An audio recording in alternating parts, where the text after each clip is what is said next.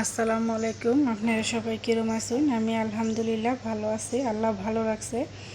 আজকে মাছ দিয়ে আম দিয়ে একটা টকের ঝোল রান্না করলাম। গরমের দিনে কিন্তু এই টকের ঝোলটা খেতে খুবই মজার হয়। আপনারা বাসায় একদিন রান্না করে দেখতে পারেন। অসম্ভব মজার একটা তরকারি। গরমের দিনে আসলে এরকম একটা তরকারি হলে অন্য কিছু লাগে না।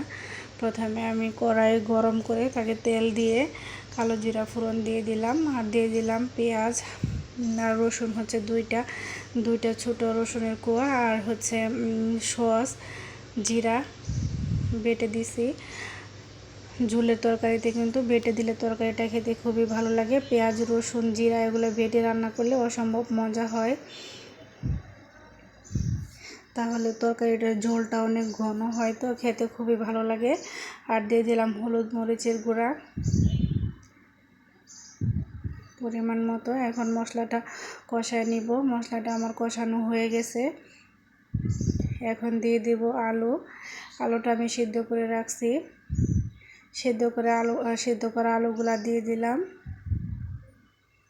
দিয়ে এখন আমি মাছ দিয়ে দিব। মাছটা আমি হালকা একটু ভেজে রাখছিলাম, তারপরে আর একটু মশলার সাথে কষায় নেব, আর একটু বেশি ভালো লাগবে। তাহলে আপনারা চাইলে এখানে মাছটা নাও দিতে পারেন, কিন্তু আমি একটু মাছটা আলুর সাথে কষায় নিলাম।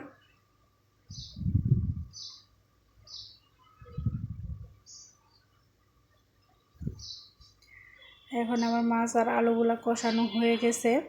এখন আমি মাছগুলা উঠায় নিব, কারণ টকের ঝোলের তরকারি রান্না করলে আসলে ঝোলটা একটু বেশি জাল দিতে হয়। ঝোলটা একটু বেশি জাল দিলে তরকারিটা বেশি খেতে মজা হয়।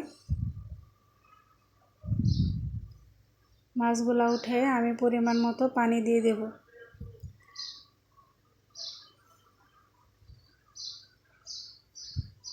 এখানে যতটুকু ঝোল রাখবো তার চেয়ে একটু বেশি পরিমাণে পানি দিতে হয়, কারণ টকের ঝোলের তরকারিতে একটু তরকারিটা জাল হলে তরকারিটা খেতে বেশি ভালো লাগে। আমি পরিমাণের চেয়ে একটু পানি বেশি দিলাম, কারণ এটা একটু ভালো জাল হবে, এই জন্য। এভাবে একদিন ঝোলের তরকারিটা রান্না করে দেখবেন, অসম্ভব মজার। আমার কিন্তু অতিরিক্ত পানিটা যে কমে গেছে। এখন আমি এইটুকু ঝোলই রাখবো। এখন দিয়ে দিব মাছগুলা, আর হচ্ছে মাঝারি সাইজের দুইটা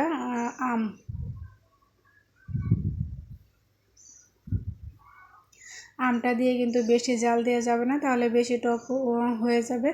আমটা দিয়ে জাস্ট একটা বলক উঠায় রেখে দিব, নামায় ফেলবো, তাহলে কড়াইয়ের গরমে আমটা সুন্দর সিদ্ধ হয়ে যাবে, আর তরকারির টকটাও সুন্দর মতো ছাড়বে। তো বেশিও হবে না, আবার কমও হবে না।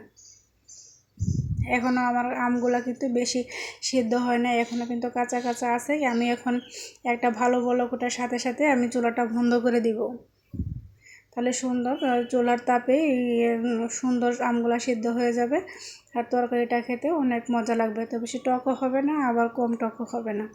এভাবে একদিন আপনারা রান্না করে দেখবেন।